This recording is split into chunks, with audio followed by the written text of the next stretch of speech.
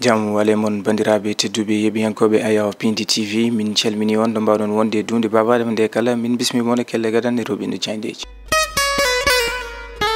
talata go lewru octobre 2024 bismillah moɗon kelle gadan e roɓinde jayndeji puɗɗortoɗen ko jayde gendira leydi Sénégal jayde le soleil ɓe garti koyno e wonande scrutin e ɗiɗo sumgoji nene sappo jeeɗiɗi lewru novembre 2024 o saaha mbiyen capanɗe nayyi e joyi liste ko ɗum tigui fawa e table DGE direction générale des élections ɓe garti e yiɗi wonan to banggue ƴewgol to banggue catugol ɗin listuji ma fuɗɗo e subaka hande o kono ɓe garti e parti AG jondomo maître Moussa Diop kañum e omo ganduɗa ko mandataire mum Boubacar Camara ɗen caɗele ɗe ganduɗa nana hakkude mabɓe jayde li quotidien ɓe garti e premier forum Sénégal Mauritanie koto banggue wonande exportation wonande jokkodiral kam to banggue faggudu leydi Sénégal kamɓe leydi Mauritanie hande o saaha de ɓe mbi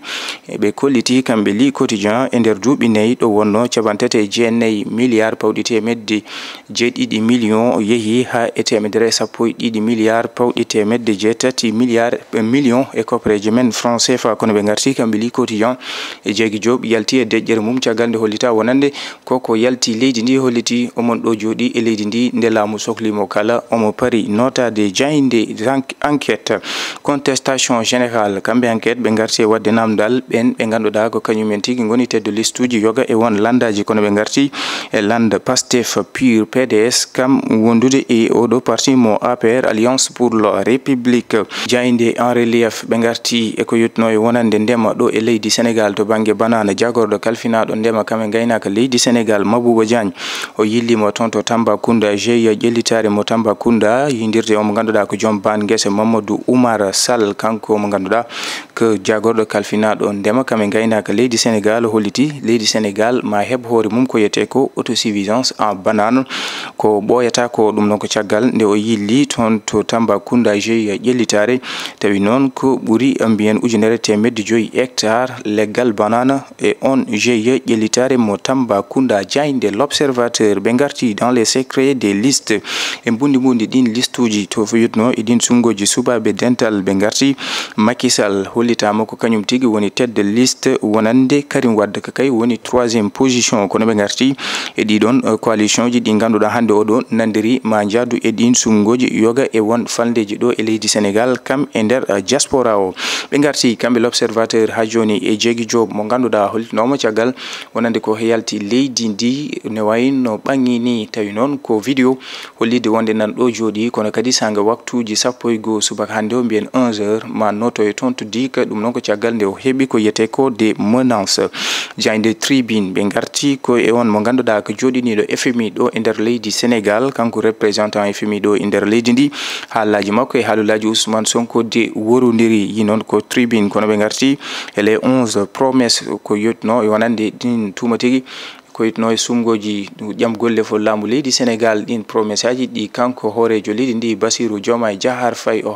haalno ɗum ɗo de ha joni nana sabba tawi sabbi ɗum ko ɓesguji leydi ndi jayde tribune arti en kono ɓe garti kamɓe wonande tribune ko yitno noon wonande hollitama laamu ngu nana soomi ko yitno wonande gam ustude salaire aji ɓen ɓe ganduɗa ko agent de l'état en jayde tribune arti hen jayde le quotidien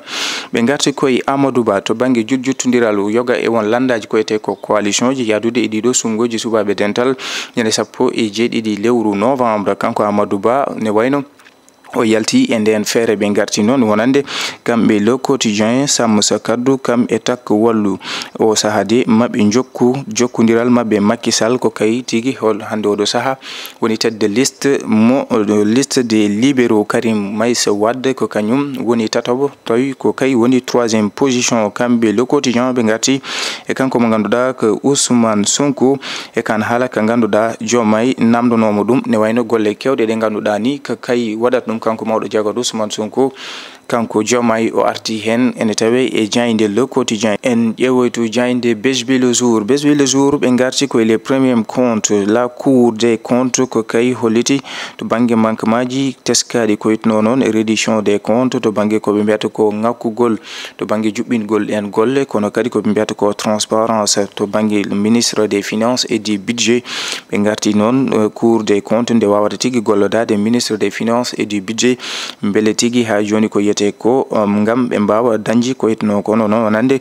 tawi noon ko lapti ɗum noon ko to banggue caggal nde haala ummino kanko omo ganduɗa ko mawɗo jagorde Ousmane Sonko o hollinoma tumde yoga e ɓen ɓe ganduɗa ko lamɓe ɓennuɓe ɓe woodi caɗele ɗe ganduɗa mbaɗino e faggudu leydi Sénégal tawi ɗum kadi ɓuuri jofede ko toon to ministre des finances et du budget ɓe garti e kanko Macky Sall besbi le jour arti yiide wonande ko kanko tigui woni tête de liste des libéraux. Karim Meïssa Wade ko woni 3e position. Tataɓo Diagne l'info ɓe garti o saaha peeje ɗeɓe goni e tafde ɓen ɓe ganduɗa ko kay tigui goni e ɗiɗon jutjutodiral to banggue coalition ji mbiyen les intercoalition ɓe garti e yiide o saaha jaam ak jeriñ mo Amadou Ba ne wayno jaɓani yadude e ɓen ɓe ganduɗa ko kay tigui goni coalition ji tati keddiɗi ɗi kono noon eɓe nandiri yadude toon to Falde Guédiawaye ɗo e diwan mo Dakar kam e toon to Tivaoune Peulh Takku Wallu Sénégal Sammoussa Kaddu ɓen ma jokku gollodade ma jaadu e ɗin sumgoji. En ƴeewoy to Diagne l'éveil ɓe garti koye les grandes blocs s'affrontent ɗin coalition ji nayyi hande ɓurɗi lollude wonande koyno noon e ɗin sumgoji subaɓe dental ɓe ɓaŋini ko nattal kanko hoorejo leydi ndi Bassirou Diomaye Faye Barthélémy Dias Macky Sall kam e Amadou Ba kono l'éveil arti e Jeegi Job mo ganduɗa hanki o yalti e deƴƴere mum caggal nde tuma yaltude leydi ndi. Diagne Rewmi quotidien ko yitno e ɗin alliance uji jubjubtodirɗi beele tigui mbawa gollodade e ɗiɗo sumgoji subaɓe dental ñande 17 lewru novembre kanko Amadou Ba e ɗin alliance uji PDS APR Alliance pour la République. Amadou Ba wonɗo nandirani mabɓe o yalti wonande e ngal nandiral yiide Diagne Rewmi quotidien. Amadou Ba décline l'offre. Diagne l'évidence ɓe garti koye le flou autour de l'éligibilité de Barthélémy Dias ko yitno wonande kanko Barthélémy Dias wondemo tête de liste coalition Sammoussa Kaddu ɓe garti to banggue wonande joguiɓe ñawoje leydi Sénégal haɓuri tengtude e nduɗo suudu conseil constitutionnel ma sato beele ƴewtade beele kanko Barthélémy Dias hande oɗo saaha omo timmi